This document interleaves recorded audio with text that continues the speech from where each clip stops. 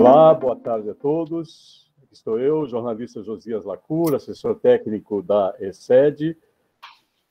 Para mim é um privilégio, mais uma vez, estar como apresentador de encontros regionais. Instigar e promover discussões sobre a educação e direitos humanos, inovação, refletir sobre as interlocuções possíveis. São as propostas e os objetivos que norteiam a realização desses encontros regionais dos direitos humanos, de educação e direitos humanos, que iniciamos no último dia 15 de junho e que se estenderão até o próximo dia 21 de julho. Este é um projeto piloto, abrangendo 10% dos municípios do nosso estado, estendido para as demais regiões de acordo com o interesse por elas demonstrado. O tema de hoje é a importância do direito ao trabalho enquanto geração de oportunidades.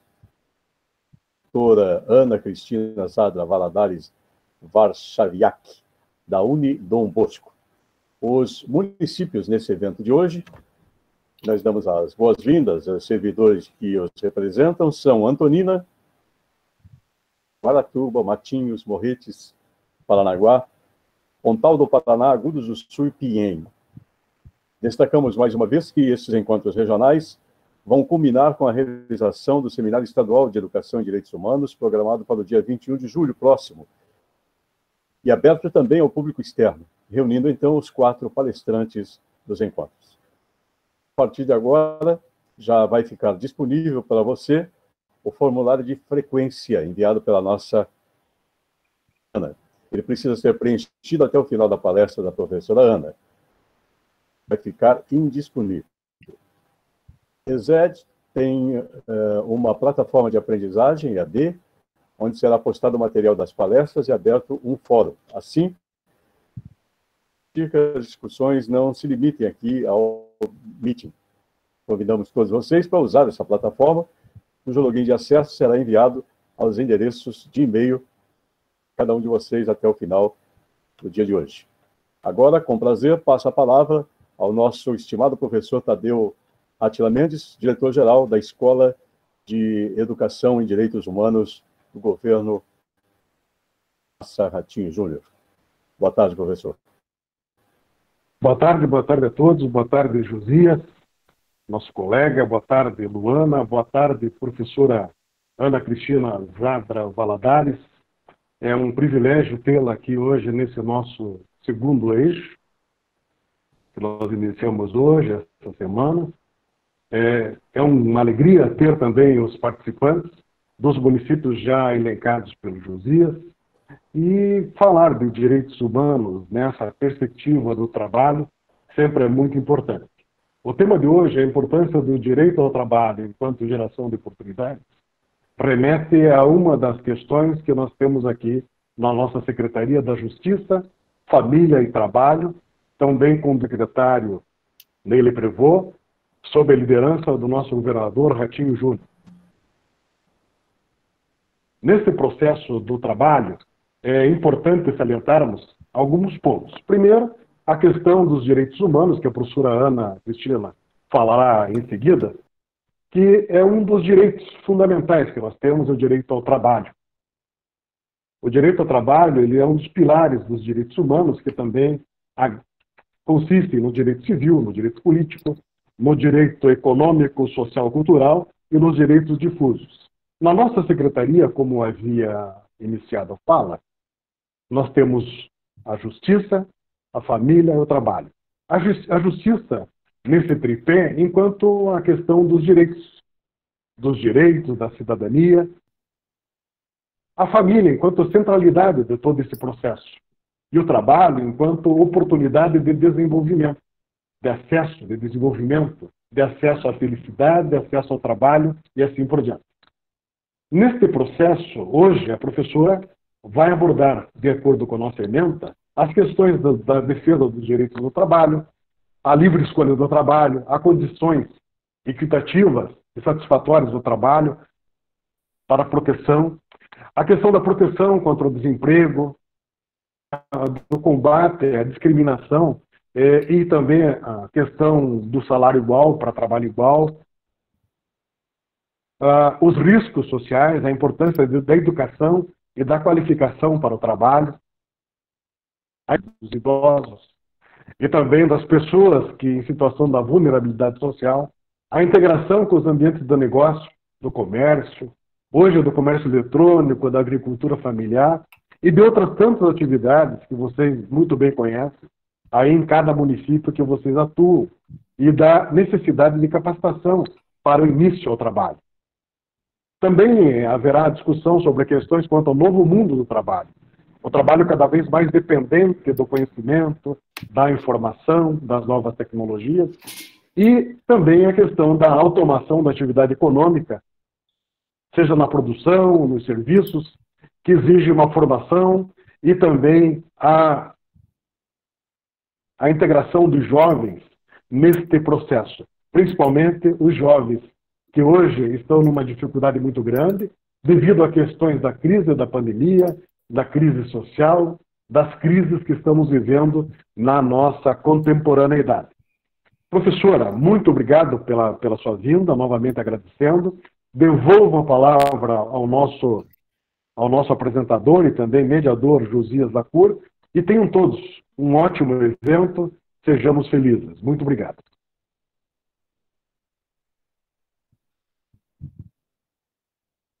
Josias, seu áudio está fechado.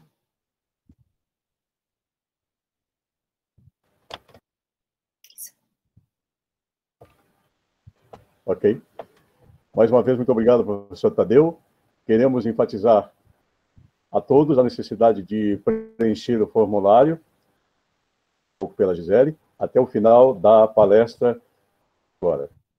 Passamos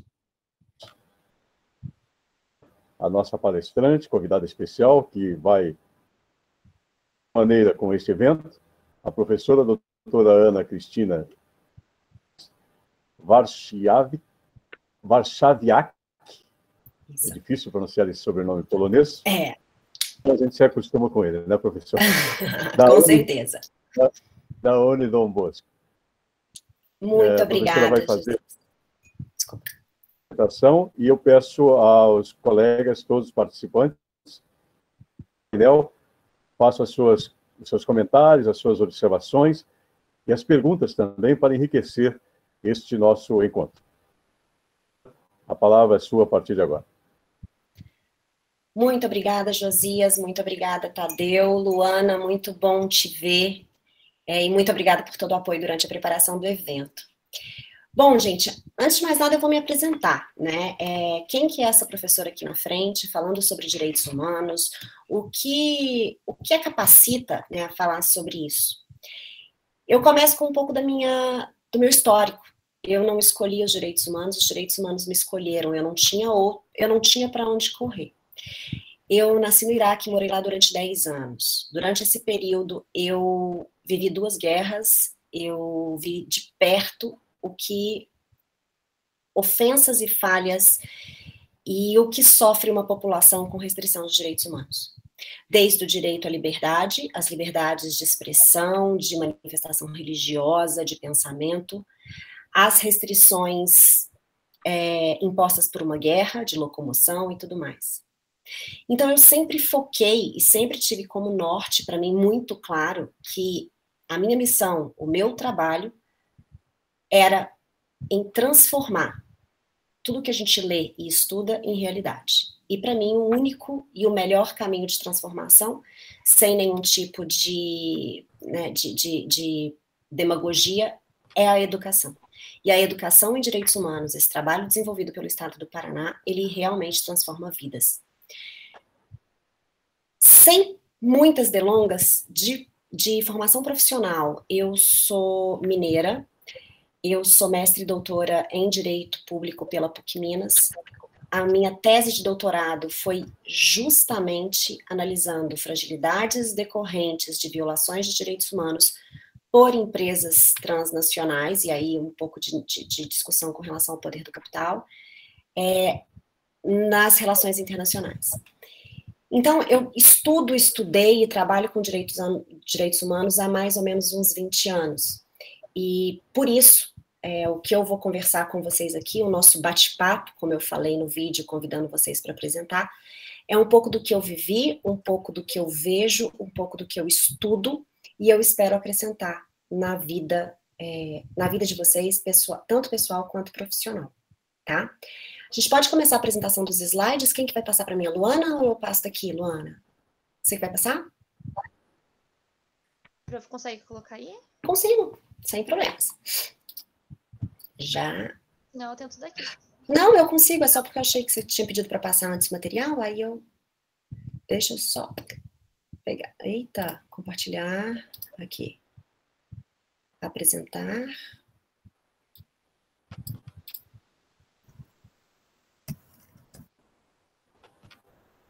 Ai, Luana, eu tô tendo problemas aqui, peraí. Eu vou compartilhar a minha.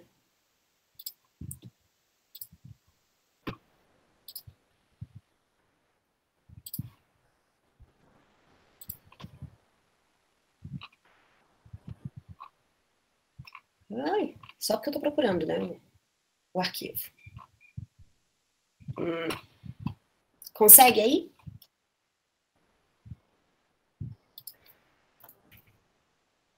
Só um minuto, prof. Tô abrindo aqui.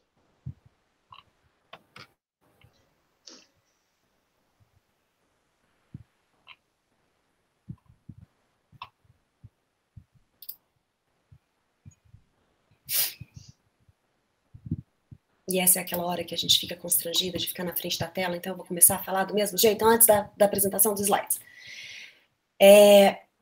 Bom, gente, não sei se vocês já perceberam, eu não tenho um pingo de formalidade, eu sou advogada, sou formada em Direito, mas eu não tenho as formalidades normalmente que os advogados têm, tá? Eu sou bem formal. E começando então, antes mesmo da Luana apresentar o material, eu queria perguntar para vocês, vocês estão no Encontro Regional e Seminário em Educação de Direitos Humanos. O que são direitos humanos? Tá aparecendo aí? Não. Agora vai aparecer. O que são direitos humanos? Como eles vieram, para onde eles vão, para que eles servem? A primeira coisa que eu quero que vocês tirem da cabeça, tentem acabar com esse pré-conceito de que direitos humanos são os direitos dos outros. Direitos humanos são direitos só de minoria. Direitos humanos são direitos que não me pertencem. Por que isso? Porque os direitos humanos são direitos que os nossos antepassados conquistaram com literalmente sangue, suor e lágrimas. Os direitos humanos, eles têm como uma característica central serem históricos, porque todos eles são resultados de conquistas. Mas uma forte mudança mesmo, radical, que transformou tudo que a gente entende hoje em direitos humanos, o fato histórico, foi a Segunda Guerra Mundial. E toda vez que eu pergunto para os meus alunos numa aula, por que a Segunda Guerra Mundial? Em regra, a resposta que eu tenho é por causa do genocídio, professora. Por causa dos fatos que aconteceram nas câmaras de gás, pela crueldade. E isso tudo aconteceu. Eu não tenho a menor sombra de dúvidas. Quem responder isso está respondendo de forma correta. Só que sempre foi assim, gente. Pega as histórias, pegue os relatos das guerras medievais, bárbaras, Primeira Guerra Mundial, todos os conflitos são marcados por violência. Todas as guerras são marcadas pela crueldade, em regra, principalmente antes da Segunda Guerra Mundial, do vencedor contra o vencido. Mas na Segunda Guerra Mundial não foi assim. Por quê? Porque quem que sofreu lá? Judeus, deficientes, idosos, negros, comunidade LGBTS.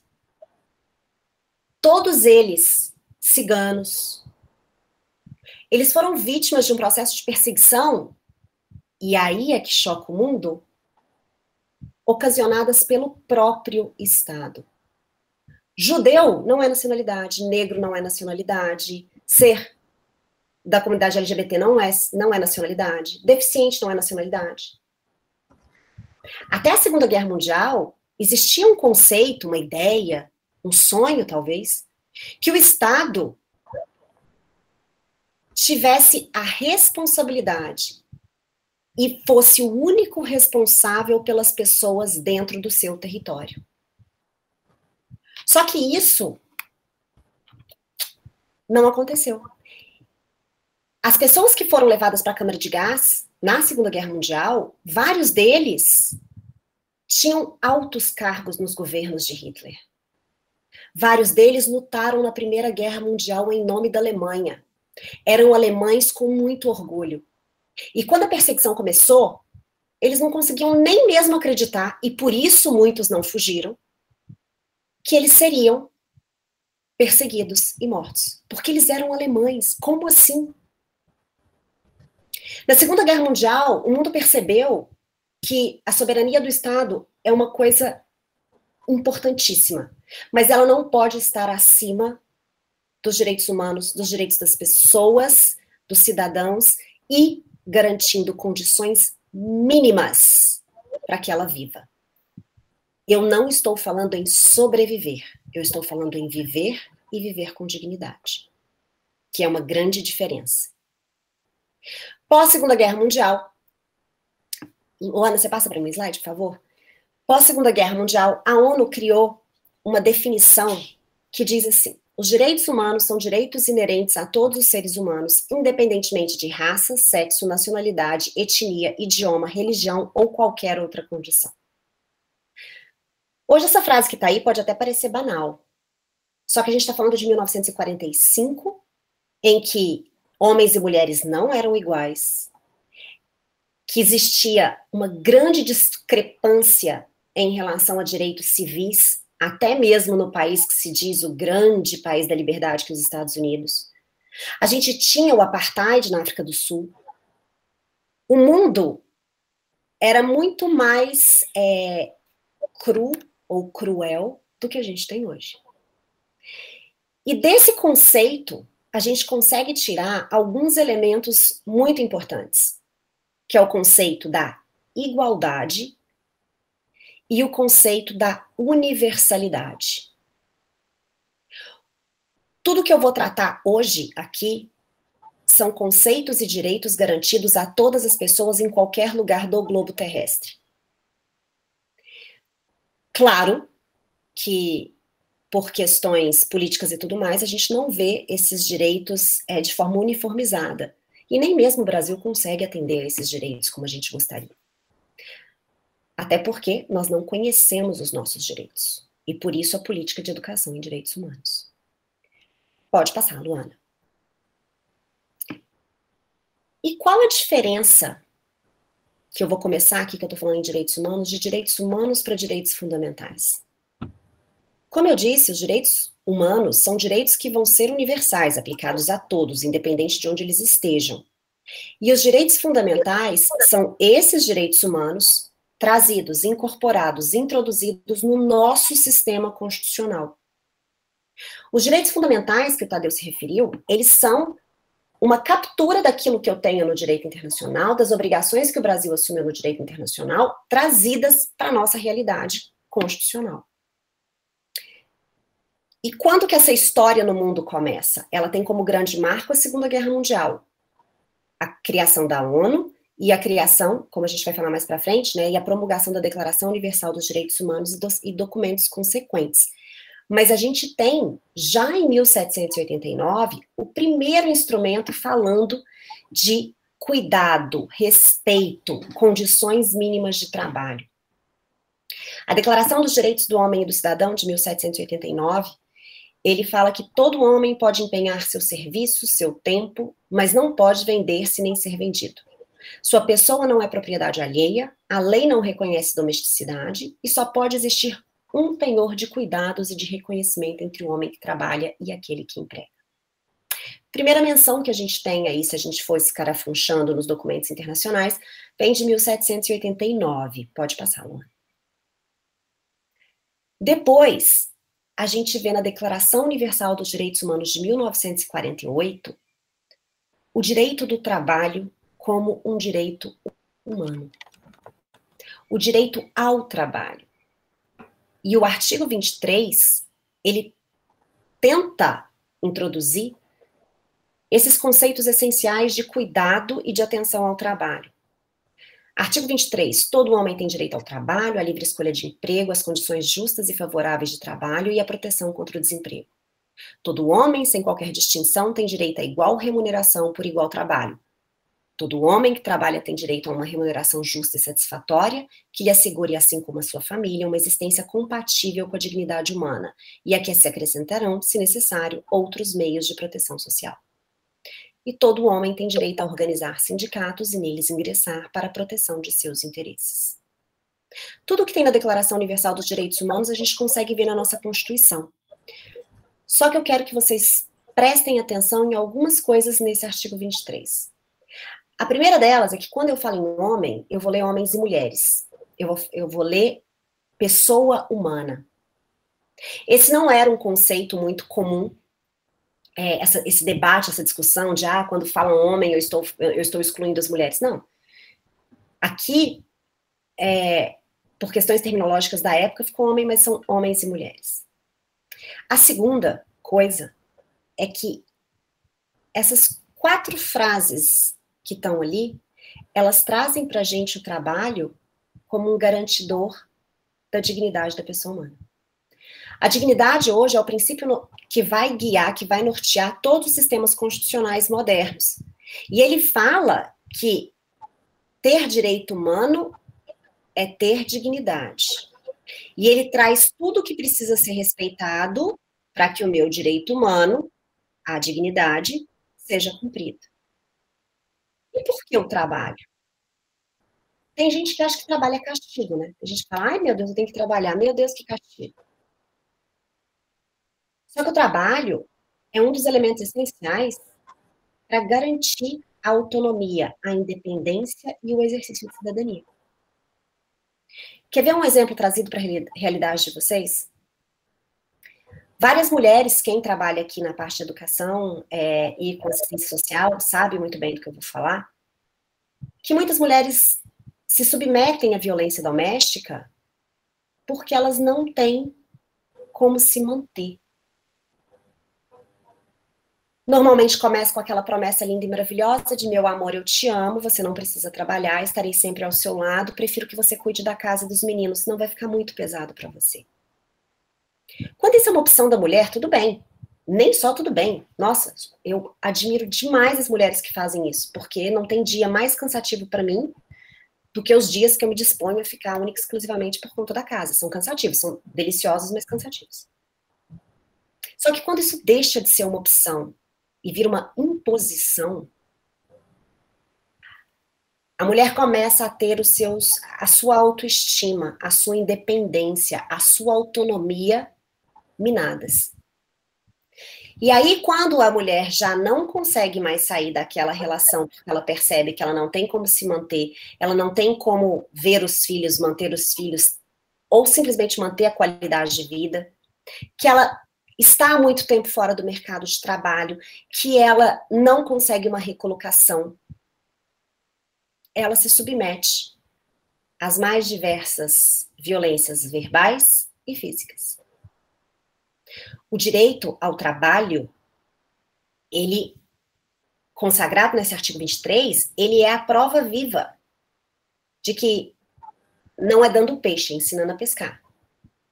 É fazendo com que a pessoa consiga andar pelas próprias pernas que ela vai exercer a cidadania, que ela vai entender os seus direitos, que ela vai se sentir forte o bastante para buscar o que ela quer da vida, né? Seja um sonho, seja os seus direitos, seja uma educação de qualidade, que ela vai conseguir transformar a realidade dela.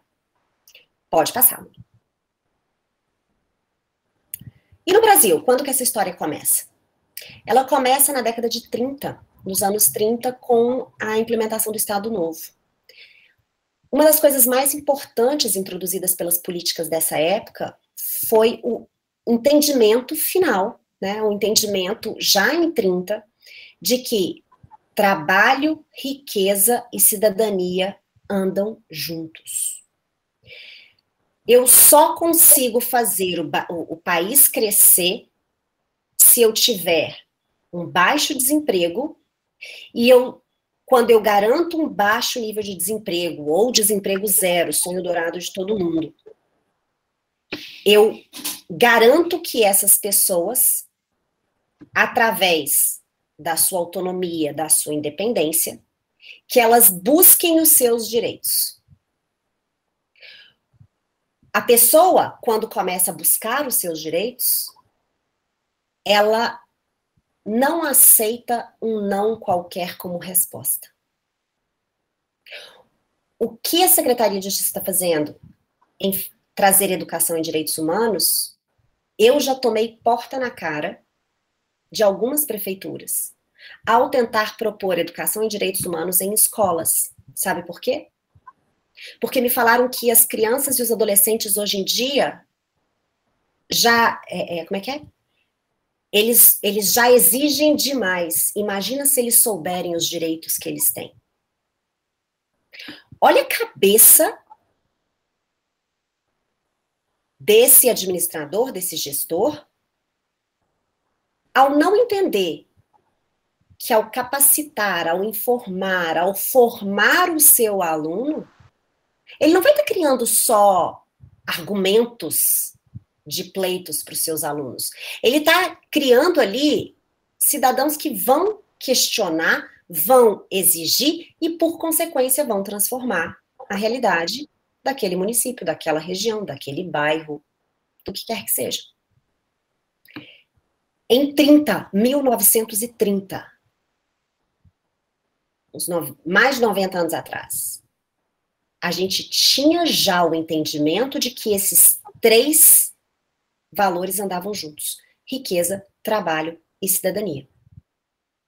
A aquisição de cidadania se dá através da riqueza, a riqueza se dá através do trabalho. E aí a ciranda gira. Tá? Não estou falando em emprego, estou falando em trabalho de qualquer forma. Pode passá-lo. Na década de 40, 43, a gente tem a consolidação das leis trabalhistas. O que é a consolidação das leis trabalhistas? É simplesmente a consolidação, ou seja, a junção, a união de tudo que a gente tinha de lei espalhado por aí. Imagina que lá, em 1943, a gente não tinha internet, não tinha Google. Se eu quisesse saber um direito, se eu tinha ou não determinado direito, eu tinha que ir no Diário Oficial, ou eu tinha que ir numa biblioteca buscar lá o compêndio de leis, eu tinha que saber mais ou menos a data, eu tinha que ter essa busca que não era fácil. Quando a gente junta tudo num instrumento só, o que eu falo? Trabalhador, tá aqui, ó. Tá aqui um documento, tá aqui um livrinho com todos os seus direitos. Um livrão, no caso. Com todos os seus direitos. Isso aqui você pode exigir. Eu fortaleci o trabalhador. Eu falei, olha, você não só tem direito ao trabalho, mas como um trabalho justo, como uma remuneração justa. E aí, eu fiz com que aquelas relações, eu, Estado, se transformasse mais em uma relação mais respeitosa. Depois a gente vai ter um grande marco aqui no Brasil, que é a Constituição de 88. O que a Constituição fez? Ela pegou tudo que a gente já tinha, do mesmo jeito que a CLT juntou o que a gente tinha no internacional, a Constituição trouxe os compromissos que o Brasil já assumiu em âmbito internacional e colocou todos eles num único documento, ou melhor, na nossa Constituição. E quando ela colocou ali, ela falou, esses são direitos fundamentais. Esses direitos devem ser observados para garantir o direito à dignidade da pessoa humana, o princípio da dignidade da pessoa humana.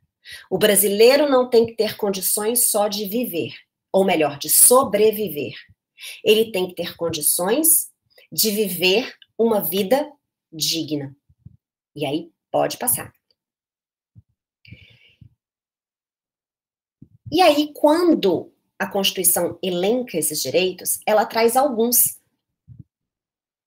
e que eu acho que a maior parte de vocês já conhece. Mas vamos falar um pouquinho aqui. O primeiro deles é a relação de emprego protegida contra despedida arbitrária ou sem justa causa, nos termos de lei complementar que preverá a indenização compensatória, dentre outros direitos. Há muito preconceito contra direitos humanos, né? De novo, direitos humanos é só o direito do outro. As pessoas esquecem que é o direito delas, que elas podem exigir, que elas podem pleitear, que elas podem lutar por eles. E aí, é muito comum eu ouvir, quando eu falo isso, as pessoas responderem assim, esse tal desse direitos humanos está vindo aí falando que não pode demitir. Quem é que vai contratar se não pode demitir? Aí eu paro, respiro e penso. Onde está escrito que não pode demitir? Lugar nenhum. Há um erro de interpretação aí. Eu posso demitir. Tanto posso demitir que existem as regras para demissão sem justa causa. Mas por que a Constituição colocou isso aí? Por que a OIT fala isso? Porque a pessoa que não quer só sobreviver, ela quer viver, ela tem planos, ela tem projetos, ela se organiza financeiramente com base naquele salário que ela tinha num contrato por prazo indeterminado. Se não foi ela que deu origem àquela demissão, ela foi pega de calça curta, né? Assim, por favor. E aí ela precisa de instrumentos para garantir que ela vai conseguir sobreviver até se recolocar. Não existe lugar nenhum que veda essa dispensa. Até porque, vamos lá, vamos combinar, gente. Se no Brasil eu posso me divorciar por incompatibilidade total de gênios e não precisa explicar mais nada, por que eu não posso demitir um funcionário por incompatibilidade total de políticas, valores e qualquer outra coisa? Não é por justa causa, mas eu não quero ele trabalhando para mim. Ele tem uma postura, ele tem valores, ele adota um comportamento que não condiz com o que eu quero para minha empresa. Posso demitir. A única coisa é que eu vou garantir a ele meios, porque afinal de contas ele não deu motivo, ele não fez nada de errado, ele seguiu o padrão, cumpriu as regras, horário e tudo mais. Eu vou garantir a ele mecanismos de sobreviver, de viver até ele se recolocar. É nesse mesmo sentido que vem o seguro-desemprego. E é pensando nisso e em ajudar o brasileiro a fazer uma poupança obrigatória para ter condições de comprar sua casa e outras coisas mais, que a gente tem o Fundo de Garantia por Tempo de Serviço. Pode passar. Por favor. Aí vem a piada mundial. Gente, quanto que vocês acham que tem que ser o salário mínimo para garantir isso tudo que eu vou ler, que está escrito na Constituição? Salário mínimo fixado em lei, nacionalmente unificado, capaz de atender às suas necessidades vitais básicas e às de sua família, com moradia, alimentação, educação, saúde, lazer, vestuário, higiene, transporte e previdência social, com reajustes periódicos que lhe preservem o poder aquisitivo, sendo vedada a sua vinculação para qualquer fim. Gente, 1.000 e pouquinho garante isso tudo para a pessoa e para a família? Educação, saúde, lazer, alimentação, transporte, higiene, vestuário, moradia. Mal dá para uma moradia, alimentação, vestuário ali, mais ou menos.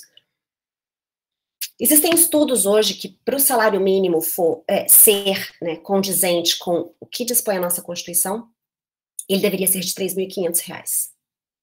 Isso é um estudo do IBGE, entendendo inflação e tudo mais.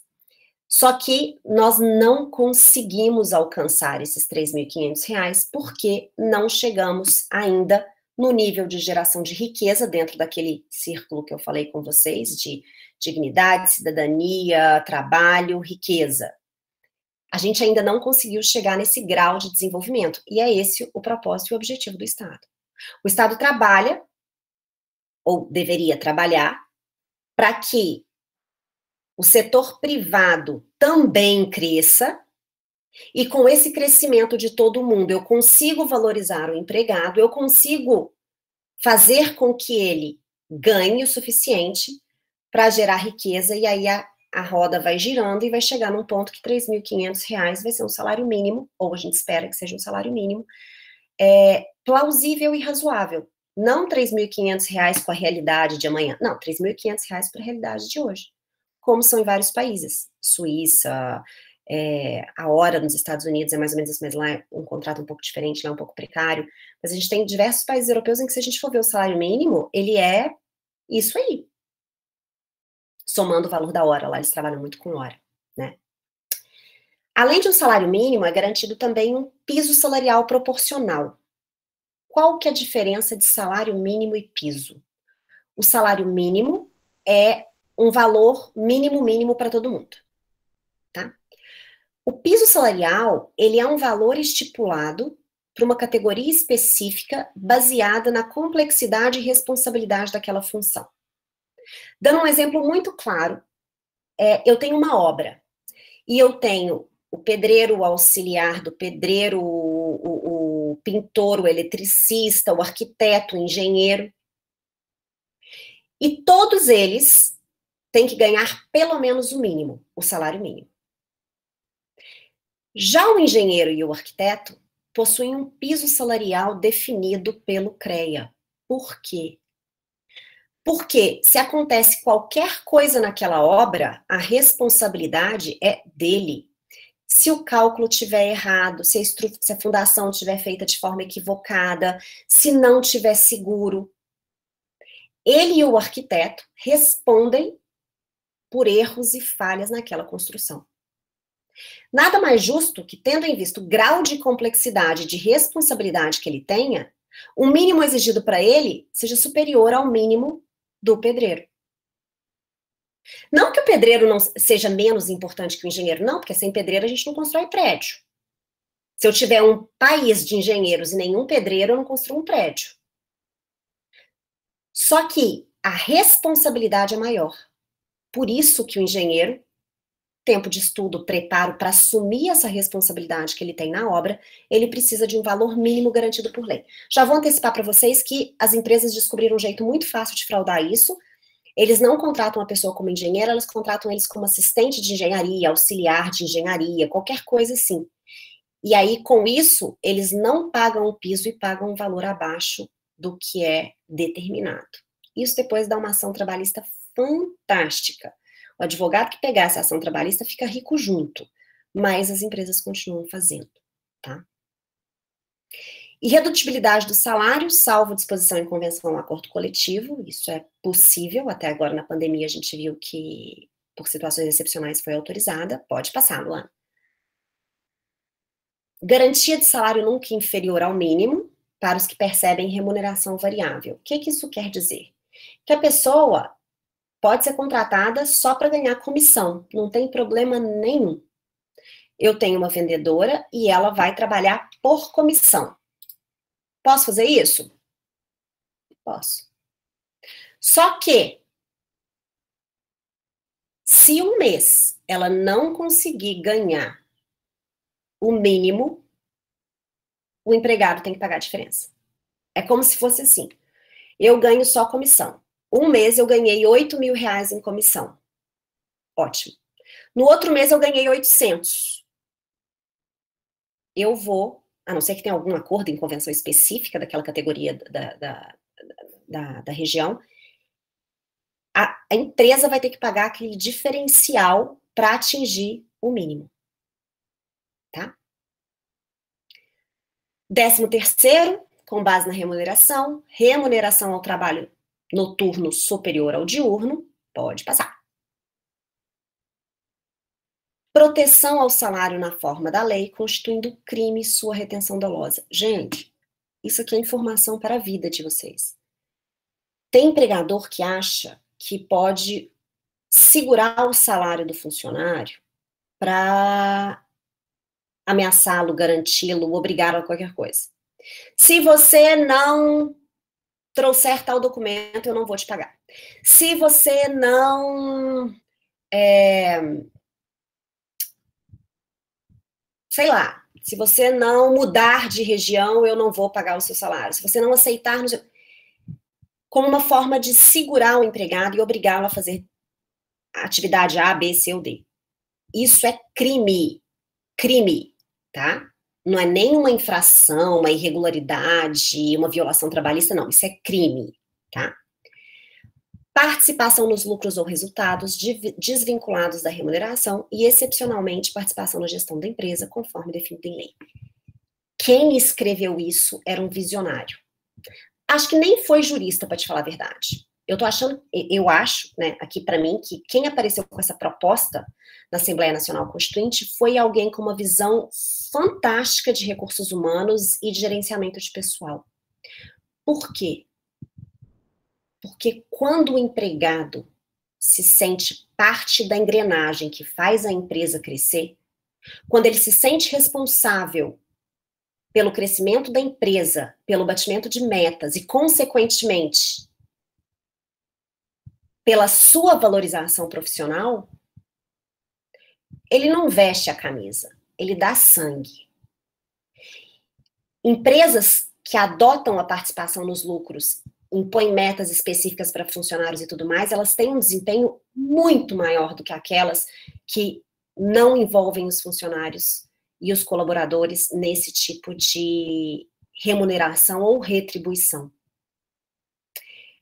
Hoje, diversos estudos já comprovam que os trabalhadores, principalmente essa nova geração Z ou dos millennials, que veio um pouco antes, eles não dão a mínima para estabilidade, para nada disso. Eles pingam de emprego como quem troca de roupa, mais como quem bebe água ou qualquer outra coisa.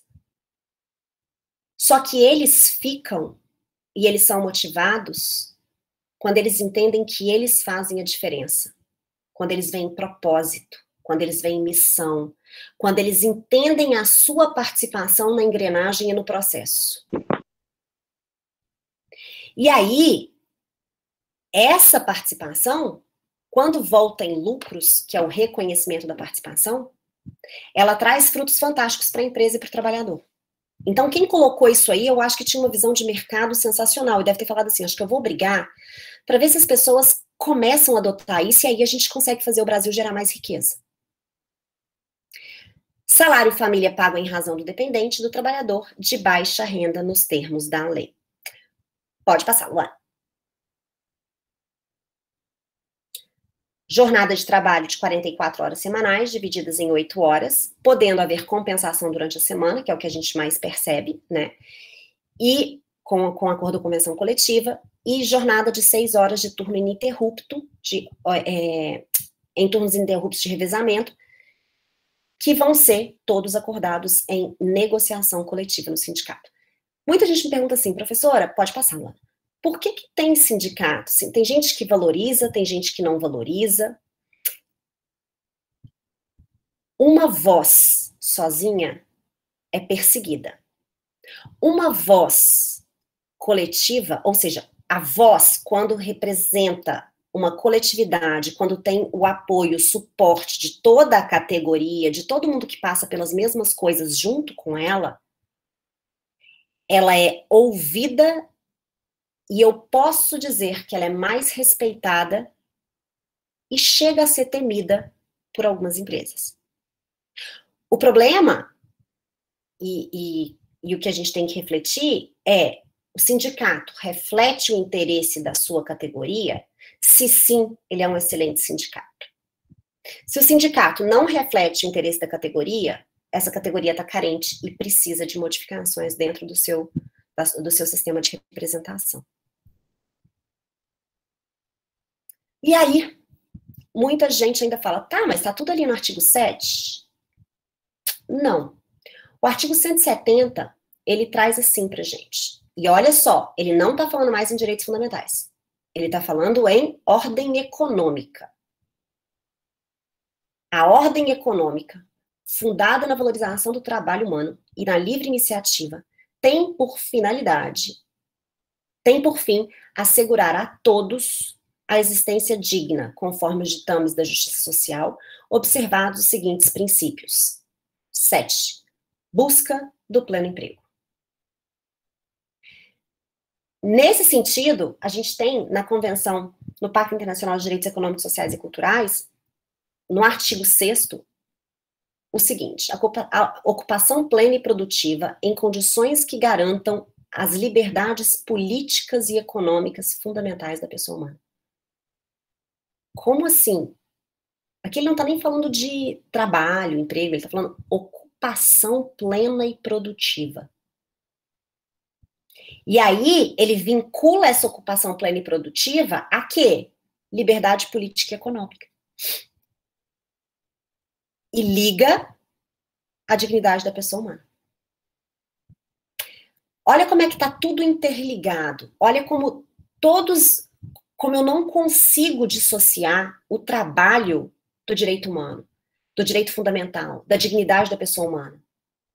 Uma pessoa que que dela é retirada as condições de trabalho, seja por falta de capacidade, por vedação familiar, por qualquer motivo que seja, ela tem não só a sua remuneração tirada dela, ela tem a sua dignidade, a sua autoconfiança e a sua condição como cidadã afetada. Se eu não consigo comer, se eu não tenho como dar o mínimo para minha família, eu vendo meu voto, eu aceito qualquer coisa que me dizem como verdade, eu caio em promessas mirabolantes, eu não consigo estudar. Como assim eu não consigo estudar? Se eu tiver que escolher, e vocês sabem que isso é uma realidade, se uma pessoa tiver que escolher entre trabalhar e comer e ir para a escola, aprender, o que ela vai fazer? Trabalhar e comer. O trabalho, ele ajuda até mesmo aqueles que buscam educação tardia. Criança não devia trabalhar, né, gente? Assim, menor aprendiz é outra coisa, a gente vai falar dos contratos de aprendiz. Aprendiz é outra coisa, mas trabalho, 8 horas sofrido, sem nenhuma relação com, sofrido que eu falo, né? Sem nenhuma relação, trabalho com atividade, com aprendizado, trabalho braçal, repetitivo, criança não. Luana, pode passar. E a gente está debatendo, vocês vão escutar durante essas semanas bastante sobre os Objetivos do Desenvolvimento Sustentável das Nações Unidas. E o direito ao trabalho entra onde? O direito ao trabalho entra na ODS número 8. E a ODS diz assim: promover o crescimento econômico sustentado, inclusivo e sustentável, emprego pleno e produtivo e trabalho decente para todos. Qual que é a meta da ONU? Sustentar o crescimento econômico per capita de acordo com as circunstâncias nacionais e, em particular, um crescimento anual de pelo menos 7% do produto interno bruto nos países menos desenvolvidos. Meta do Brasil: registrar um crescimento econômico percentual médio de 1,6% entre 2006 e 2008 e de 2,55% entre 2019 e 2030. Ano passado foi um ano atípico, todo mundo sabe disso, mas o nosso crescimento econômico per capita médio em 2020 foi de menos 4,8%. A gente tem muito a recuperar aí para conseguir bater essas metas e chegar nesses indicadores. Como que a gente faz isso? Luana, pode passar, por favor. A gente vai ver daqui a pouquinho, quando eu colocar na análise dos indicadores. Meta 8.2, atingir níveis mais elevados de produtividade das economias por meio de diversificação, modernização, tecnologia e inovação, inclusive por meio de um foco em setores de alto valor agregado dos setores intensivos em mão de obra. Meta do Brasil, essa é a meta da ONU. Meta do Brasil: atingir níveis mais elevados de produtividade por meio da diversificação e com agregação do valor, modernização tecnológica, inovação, gestão e qualificação do trabalhador, com foco em setores intensivos em mão de obra. Basicamente, o Brasil fala assim: eu vou aumentar a minha produtividade através do desenvolvimento de tecnologia, qualificação e educação. Inovação e educação. Isso tudo gerando mais emprego e maior inovação tecnológica. Pode passar. Meta 8.3, promover políticas orientadas para o desenvolvimento que apoiem as atividades produtivas, geração de emprego decente, empreendedorismo, criatividade e inovação, e incentivar a formalização e o crescimento das micro, pequenas e médias empresas, inclusive por meio de acesso a serviços financeiros. Fomento, instituições financeiras com todos os projetos de fomento, além de todas as políticas de empreendedorismo e inovação que a gente percebe cada vez mais no Brasil. A nossa meta é promover o desenvolvimento e geração de trabalho digno e formalização do crescimento dos micro, pequenos e médias empresas, o empreendedorismo e a inovação. Não é segredo para ninguém, o Brasil vem fazendo bastante publicidade a respeito disso, a força está nos pequenos, nos médios, invista nos pequenos, nos médios, busque a inovação, o empreendedorismo tem vários polos de inovação, várias fomentadoras de startups, e todas elas cumprindo e buscando esse objetivo. Por isso que a tecnologia é tão forte hoje e as questões envolvendo inovação. Pode passar. Até 2030, alcançar o emprego pleno e produtivo e trabalho decente a todas as mulheres e homens, inclusive para os jovens e as pessoas com deficiência, e remuneração igual para o trabalho de igual valor. Eu estava conversando com o pessoal do Cine mais cedo, o pessoal que trabalha no Cines, a gente também está fazendo um trabalho com todas as macro-regiões, e é interessante a gente observar que pode parecer uma coisa que estranha, longe, distante, mas existem ainda pedidos de vagas que chegam no Cine assim: eu quero homem de 18 a 36 anos, não pode ser negro, não pode ser obeso e tem que ser bem aparentado. Como assim? A gente fecha os olhos, mas no Brasil ainda existe uma discriminação com relação ao emprego da mulher. A mulher até vai para as entrevistas de emprego, mas chega lá e eles perguntam: você quer ter filhos? Você pretende casar? Você tem namorado? Se você já tem filhos, com quem o seu filho ficaria em caso de doença? Não tem nem problema nenhum em perguntar isso. Mas quando você desclassifica a pessoa por esses critérios, ignorando todos os aspectos técnicos que ela apresenta, técnicos, emocionais e tudo mais, você incentiva e instiga a discriminação, o preconceito e a discriminação racial, quando você aceita essas imposições ou pedidos de vagas sem questionar. Então, o Brasil, a ideia é que até 2030 a gente tenha uma redução em 40% da taxa de desemprego. É uma meta possível, mas agressiva, né? E por isso, bastante trabalho em matéria de capacitação, porque um problema que a gente tem no Brasil hoje também é a capacitação da mão de obra. Pode passar.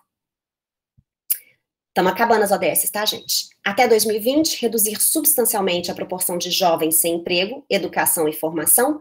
Como que a gente faz isso?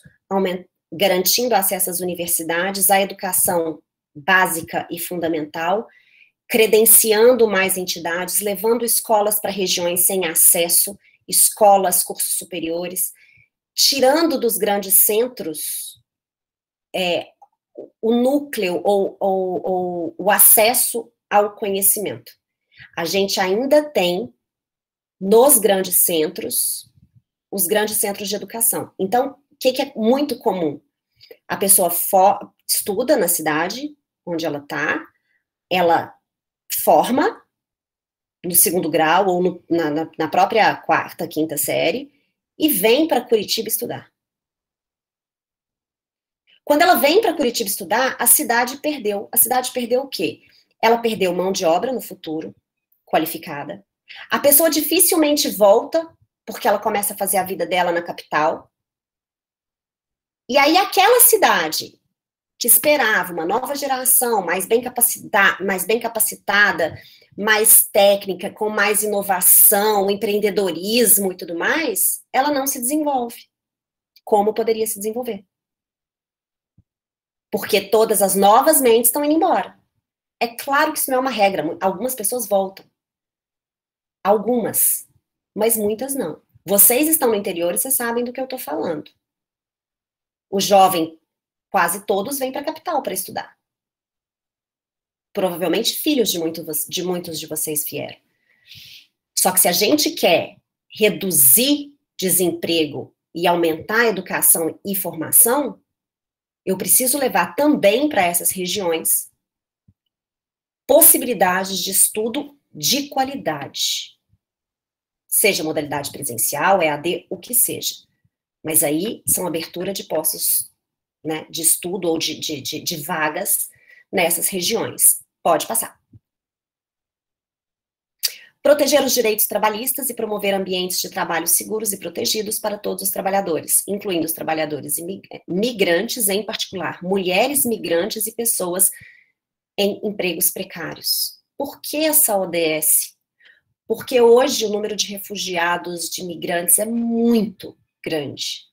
E é um compromisso assumido por todas as nações que fazem parte dos Objetivos de Desenvolvimento Sustentável, garantir igualdade e cidadania a essas pessoas. Como? Através da garantia de emprego e da igualdade de oportunidades. Pode passar. Até 2020, esse é o último, desenvolver e operacionalizar uma estratégia global para o emprego dos jovens e implementar o Pacto Mundial para o Emprego de Organização Internacional do Trabalho. Que pé que tá isso aqui no Brasil? O projeto foi feito, tá? O projeto foi desenvolvido, mas está numa gaveta qualquer. Não foi votado, não foi aprovado. Então, esse Plano Nacional de Promoção ao Trabalho Digno para a Juventude, ele tem marcos, ele tem todo ele já foi elaborado, mas ele aguarda aprovação em alguma gaveta, tá? Eu sei que ele já foi desenvolvido, porque a gente até acha diversas menções a ele, mas ele ainda não foi implementado. Pode passar. E como os profissionais da educação e de serviço social se enquadram nisso tudo que eu estou falando? A Assembleia Geral da ONU, ela fala que, a fim de garantir cabalmente os direitos humanos e a plena dignidade pessoal, é necessário garantir o direito ao trabalho. E como que eu garanto o direito ao trabalho? No Plano Nacional de Direitos Humanos, no Plano Nacional de Educação e Direitos Humanos, a gente tem muito claro o entendimento de que o compromisso do Estado para concretizar direitos humanos e a construção de uma sociedade civil organizada depende da educação e do trabalho. Como vocês participam desse processo? Pode passar para mim, fazendo favor, Luana? A educação, ela é instrumento de inserção no trabalho. Dentro das ODS, vocês vão ver que para desenvolver o trabalho, na ODS 8, que fala de trabalho, eu preciso obrigatoriamente garantir a educação. Como que eu faço, como assistente social, entendendo, enxergando uma situação de violência doméstica, nessas condições que eu falei, como que eu posso trabalhar incentivando, estimulando a capacitação ou a busca por um emprego, por uma oportunidade? Quando eu trago na Constituição, na Lei de Diretrizes e Bases da Educação, a importância da educação para o exercício da cidadania, é exatamente a busca pela mão de obra qualificada que a gente tanto carece no Brasil. O educador e o profissional da assistência social, ele deve olhar para aquela pessoa muito mais do que um destinatário de informações técnicas. Ele é mais do que isso. Os conhecimentos que vocês passam para eles, os conhecimentos que vocês compartilham, eles têm uma finalidade muito maior. E os alunos, ou aos alunos, é essencial que eles consigam entender o porquê daquele aprendizado, o que muda na vida deles e a importância de se persistir no processo de qualificação. Os professores, independente da educação infantil, básica, do ensino fundamental e superior, eles são espelhos dos seus alunos. Eles são... Eu falo que o professor e o assistente social, ele devia vir com uma titulação separada, assim, de psicólogo, né? Porque a gente acaba ouvindo, a gente acaba participando, a gente acaba convivendo muito com as dificuldades e as realidades daquela comunidade onde a gente trabalha e atua. Quando o aluno consegue entender para onde ele está indo, quando o assistido consegue entender o porquê da orientação dele em voltar para o ambiente de trabalho, para ele se reconhecer como pessoa, novamente, eu não estou dando só instrumentos para ele sair da violência, para ele sair de situações de agressão ou situações de pobreza. Eu estou garantindo a ele o acesso à cidadania e a uma vida digna, não só a uma sobrevivência. Paro agora e abro a palavra para vocês. Podem falar, podem perguntar, podem discordar, fiquem à vontade. Professora, eu gostaria de fazer só alguns registros aqui, inicialmente acusando que a Lisabeth Palpério não consegue registrar a presença no formulário que foi enviado, o link para a frequência, né? Vamos aqui. Aline Gox, boa tarde a todos. Obrigado, Aline. Alana Araújo, poderia encaminhar o link novamente, link de presença. Elizabeth Palpério, apresentando Matinhas, obrigado, Elizabeth. Marco Niacomi, boa tarde, não pude participar do encontro dia 15, pois positivei para a Covid e estava em tratamento. A forma de enviar a gravação do Meet, do primeiro encontro. Essa gravação, eu creio que está no YouTube, viu, Marcos? Ou no nosso canal do EAD. Bem, a professora abriu o debate, nós não temos aqui considerações, não temos perguntas, mas podem fazer perguntas diretamente à professora. Fiquem à vontade. Deixa eu só contar uma coisa, assim, quando eu mudei para cá, né, para Curitiba, ou melhor, quando eu mudei para Curitiba por conta do meu marido, e quando eu mudei para cá, o jeito dele me convencer de mudar para Curitiba e não ele subir para Minas ou São Paulo, né, que é onde eu morava na época, foi me levando para o litoral do Paraná. Eu, como mineira, na hora que eu vi que Curitiba ficava a 1 hora e pouquinho eu lembro até hoje, ele me levou para Antonina. E aí, de Antonina, ele me levou para Paranaguá, me levou para Matinhos, e aí eu conheci o litoral, eu falei, bom, é aqui que eu quero ficar, 1h20 da praia, tá maravilhoso. E Piém também tá aqui, né? Eu fui há 3 semanas atrás, eu passei um final de semana no Piazito, em Piém. Conheci Piém, dei umas voltas por lá. Parabéns, vocês têm uma região linda. Tanto o litoral quanto Piém. Piém não é litoral, né, gente? É pra cá, do outro lado. Você que está nos dando o privilégio de acompanhar a exposição da nossa querida professora Ana Cristina, se quiser fazer alguma consideração, não precisa necessariamente ser uma pergunta, você pode opinião sobre o tema que estamos apresentando hoje. Estamos abrindo o canal para você, é só se manifestar. Olá, boa tarde, professora. Elizabeth? Isto. Boa tarde. Eu gostaria não sei se é uma pergunta, mas sim uma consideração, até uma exposição do que a gente observa aqui no litoral, né? Não é só na minha cidade, né? Em todo o litoral. Eu creio, né? Até já estive discutindo com o pessoal da Delegacia do Trabalho, que esperar de pessoas, né, que estão passando, às vezes, até por um trabalho de semi-escravidão, né? A gente tem conhecimento de casos de pessoas que recebem 40, 50, 60 reais por semana para trabalhar 8 horas, 10 horas. Trabalho análogo à escravidão.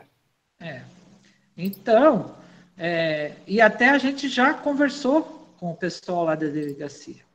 Mas existe toda uma outra dificuldade, que hoje, né, só se faz a investigação com relação à questão do trabalho através da denúncia.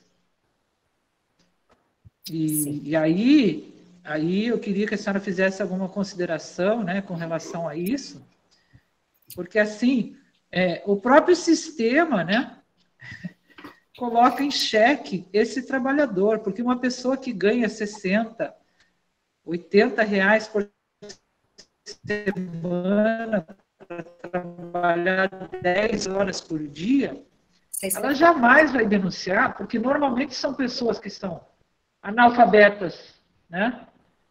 Ou semi-analfabetas, e que têm esse trabalho para sobreviver. Elas, perdendo esse trabalho, elas não conseguem. Essa é a ideia delas, né? E realmente é muito difícil você até orientar, né? Conversar com uma pessoa dessa, né?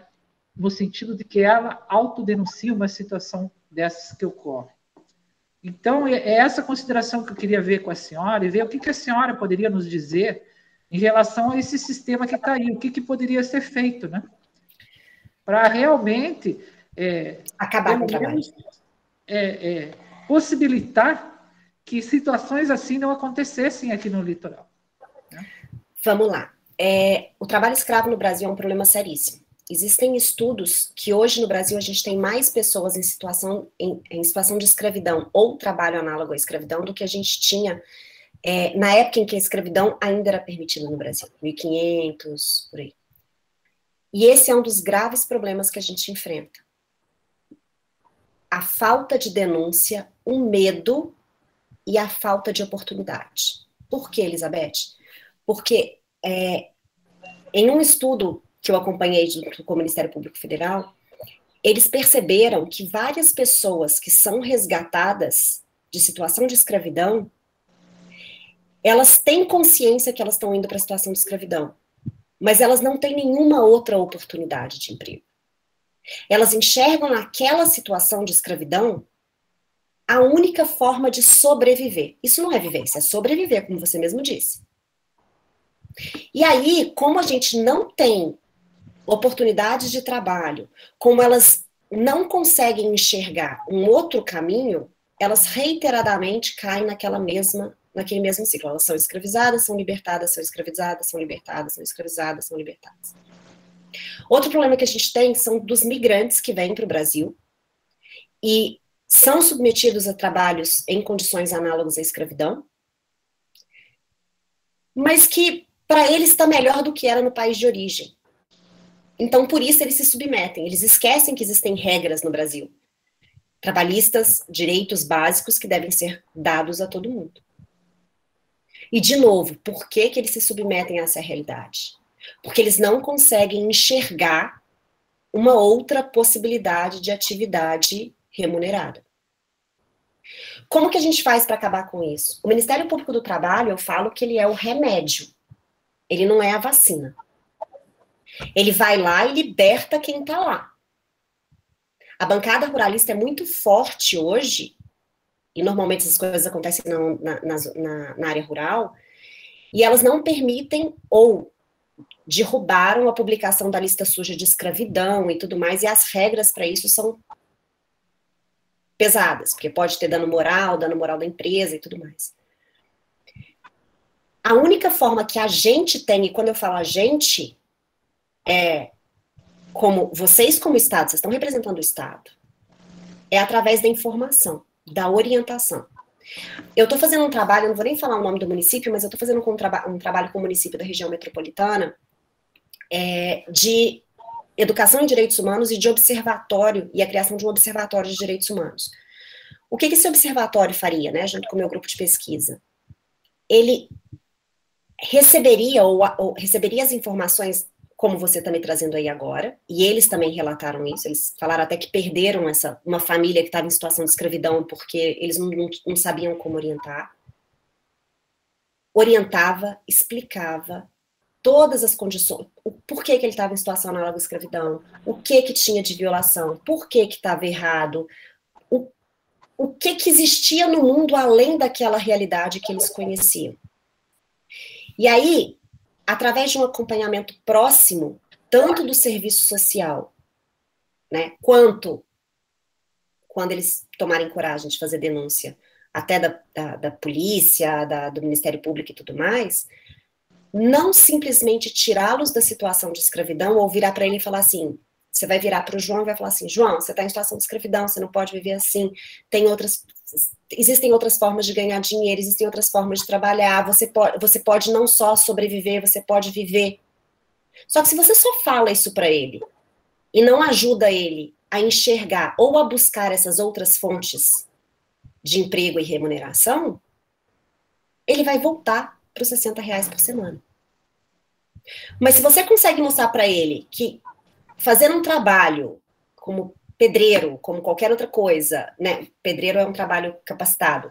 Um trabalho, sei lá, como aprendiz, ou se você não o ajuda nesse processo, a gente falha. Porque ele volta para a situação que ele está. Porque quando eu pego, Elizabeth, lá no sertão do Nordeste, em regiões que não produzem nada, que não tem como fazer nada, e que as pessoas ou saem dali, ou se submetem a qualquer coisa, eu ainda consigo entender. Mas quando a gente pega uma região que tem turismo lindo e maravilhoso, que tem uma culinária riquíssima, que tem espaço e riquezas para produzir, eu consigo visualizar e enxergar oportunidade de capacitação dessas pessoas e de ajudar elas mesmas a buscar uma nova oportunidade. Por que eles não saem? Porque eles não conhecem e não conseguem pensar numa realidade diferente. Como que eles vão descobrir isso? Só a gente orientando, informando, e não só falando, agindo.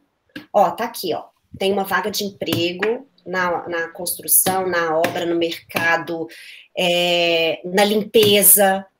Tem uma vaga para ser lixeiro de Antonina. Tem uma vaga para ser, sei lá, limpador do rio, qualquer coisa. Se a gente dá essas oportunidades, ensina o caminho, eles vão. Só que, normalmente, a população mais carente, a gente tem que pegar na mão, senão não vai. E aí, só que é um efeito dominó. Você pega na mão do primeiro, aí o outro vê e fala, opa, peraí, mas o Zé que trabalhava aqui agora não tá, você viu como é que ele tá bem? Olha, eu também posso. Aí o segundo, você já não precisa carregar no colo, você já dá para pegar só na mão. O outro, você só chama e ele já vem. E aí, com isso, a gente consegue acabar com o trabalho escravo. A gente consegue garantir condições mínimas. Só que o problema da escravidão no Brasil é um problema econômico. Lei a gente tem, regulamentação a gente tem. O que a gente não tem é educação e oportunidade para a pessoa sair daquilo ali. E, ó, já ouvi da Polícia Federal de resgate de trabalhadores em situação de escravidão, fiscal do trabalho. É triste, deprimente, mas o pior de tudo é saber que vários deles nem entendiam que estavam em trabalho análogo à escravidão ou em situação de trabalho escravo. Respondido, não? Consegui responder sua pergunta, Elizabeth? Nossa, muito bem respondida, muito obrigada. Realmente, eu estou assim, até eu estou representando a secretária nossa, que ela teve um problema, não pôde participar pessoalmente aí, né? Mas assim, gostei muito, gostaria vou ver se eu consigo acessar o primeiro encontro, né? Porque realmente esse tipo de coisa só vem a engrandecer, né? E ajudar a gente no trabalho que a gente está fazendo no dia a dia com essas pessoas, né? Não são casos muito extremos, né? E não muitos casos também. Mas uma coisa é certa, a gente precisa estar sempre alerta para poder realmente construir estratégia para melhorar a vida dessas pessoas que estão nessa situação. Então, ele agradece. Às vezes não é nem, Elizabeth, às vezes não é nem de trabalho escravo, assim, às vezes são situações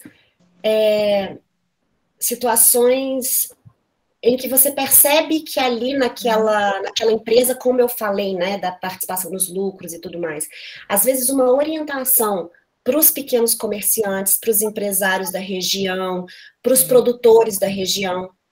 O que eu acho, né, que o Estado pode fazer também é um trabalho das duas mãos, tanto capacitar aquele que precisa ser empregado, quanto orientar o empregador de políticas que ele consegue adotar e deve adotar para estimular o crescimento e o desenvolvimento de riqueza. Perfeito. Porque a riqueza é dos dois lados, né? Quanto mais o empregado ganha, a ideia é o empregador ganhar muito, o empregado ganhar muito, e o Estado ganhar mais ainda, com a redução de obrigações sociais, que aí a pessoa consegue arcar, né? De programas sociais que a pessoa consegue arcar, com o crescimento de receita, aumento de receitas tributárias e tudo mais. Então, quando há geração de riqueza, todo mundo ganha. Com certeza. E é isso que tem que entrar na cabeça, às vezes, do empresário, do comerciante, sabe? Olha, vamos fazer um ganha-ganha? Qualquer cabo de guerra só sai perde-perde. Vamos ganhar todo mundo? E aí faz esse ciclo de geração de riqueza. E é isso que o trabalho deve promover. Valeu, Elizabeth. Muito obrigado pela sua participação. E é isso que a gente quer. É que você, servidor, que está fazendo parte desse encontro, é um encontro exatamente com esse objetivo de trocar experiências, buscar agregar valores com aqueles que vêm palestrar, como a professora Ana Cristina nos dá o privilégio hoje. Continua, alguém mais desejar dela fazer uso? Gisela? As pessoas estão tímidas, aos poucos elas vão ver que eu sou avacalhada. Não precisa ter vergonha de mim fazer pergunta ou trocar ideia. É verdade. E o bom é isso, exatamente poder trocar ideias. Mais uma vez, lembrando que vai ser encaminhado para vocês um link para este fórum, né? Continuar debatendo, continuar apresentando posições, todas elas vêm ao encontro do nosso anseio maior para melhores condições a todos. Paranaense. Mais uma vez, muito obrigado, professora, pela sua palestra, pela sua disposição. Obrigado a você, servidor, que participou desse encontro. Na próxima segunda-feira teremos um novo encontro com esse mesmo grupo. O professor Tadeu Atila Mendes, da direção da ESED. Eu quero colocar toda a nossa estrutura, todo o nosso suporte à disposição de vocês. Já foi encaminhado aí também uma orientação de como aqueles que não conseguiram justificar a presença hoje, a palestra da professora Ana, podem fazer para corrigir isso. Mais uma vez, obrigado a todos vocês e até a próxima oportunidade. Professora Ana, até amanhã. Até amanhã.